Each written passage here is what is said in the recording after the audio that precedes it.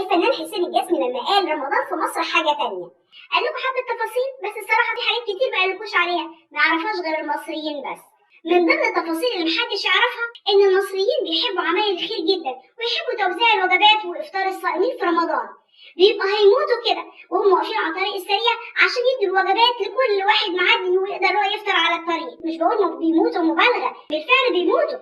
في كل سنة حالات كتير وفيات بتسجل بسبب ناس كانوا بيوزعوا إفطار على الطرق السريعة، وللأسف بيتوفوا وقت تسليم الوجبات. عربيات بتبقى ماشية بسرعة شديدة جدا ممكن تموتهم، وبالفعل بيحصل ده كل سنة وحاجة مؤلمة جدا. يعني هو علشان توزع فطار على الناس المسافرين تقوم تروح انت تفطر في الجنة؟ الله يرحمهم.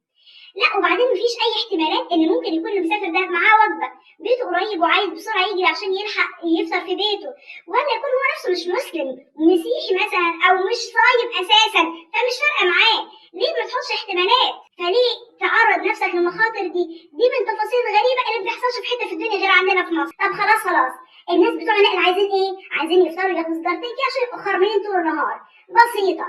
فقمنا احنا كمصريين قمنا بالواجب ده وقدمنا التمرتين ومعاهم سيجاره ولا سيجارتين. طب هو حاجه زي كده اللي بيوزع التمر ومعاه السجاير ده هياخد عليه حسنات ولا ياخد عليه سيئات؟ ايه الحاجه الغريبه دي؟ دي من ضمن افتكاسات المصريين واللي ما تلاقيش في حته تانيه غير عندنا، وتفاصيل تانيه كتير ما يعرفهاش بس غير المصريين. شفتوا بقى ان حسين الجسمي جاب لكم بس من على الوش، لكن في الاعماق حاجات ما يعرفهاش غير احنا كمصريين.